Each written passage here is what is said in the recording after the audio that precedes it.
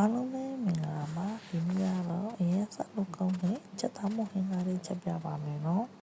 အရင်ဦးဆုံးချက်သားတဲ့ကိုစွန်းနေမော်စပလဲ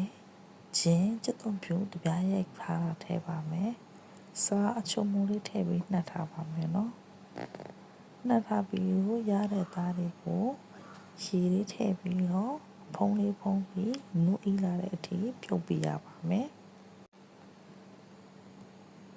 နိုးအီပြီးရလာတဲ့ချက်သားလေးတွေကိုဆယ်ပြီးတော့နှွင်ပေးထားပါမယ်နော်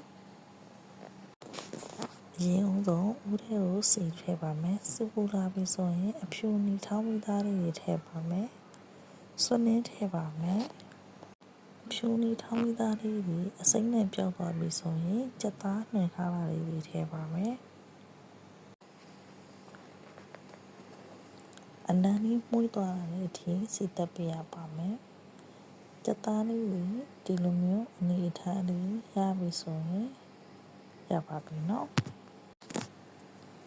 ရေစားချက်ပါမယ်အရင်ဦးဆုံးဟိုတဲ့ကိုချက်ပြုတ်ထားတဲ့အရည်လေးတွေထည့်ပါမယ်ချက်တော့အနေထည့်ပါမယ်ရွေနေထည့်ပါမယ်ချက်သွန်လေးတွေကိုနိုးရီသွားအောင်အဖုံးလေးအောင်ပြီးတော့ခဏလောက်စူပွက်လာတဲ့အထိတည်ပေးပါမယ်ချက်သွန်လေးတွေနိုးရီပြီးစူပွက်လာပြီဆိုရင်ချက်သားစီတက်ထားတာလေးတွေထည့်ပေးပါမယ်ချက်သားစီတက်ထားတာလေးတွေရဲ့ချက်သွန်လေးတွေရပြီဆိုရင်တော့အုံးလိုရေလေးထည့်ပေးပါမယ်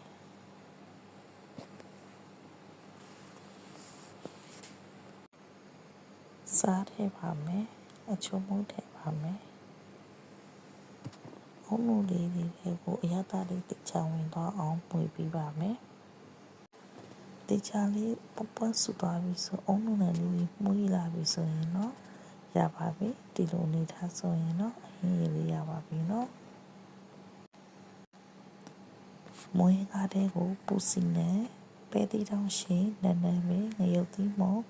စီချက်ကလေးထည့်ပြီးစားသုံးလို့ရပါပြီအရင်စားလို့ကောင်းပါတယ်လိုက်လို့စားကြည့်ကြပါ